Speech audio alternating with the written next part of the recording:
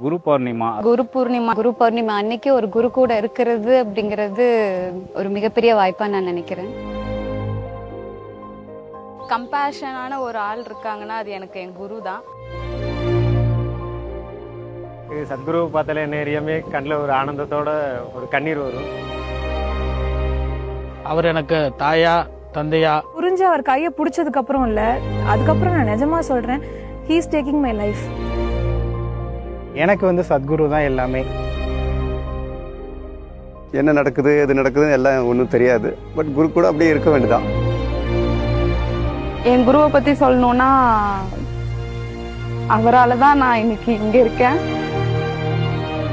என் லைஃப்பை நான் ஒரு ஸ்டேஜ்லயும் நான் எடுத்துட்டு போறேன்னா அதுக்கு அவர் மட்டும்தான்.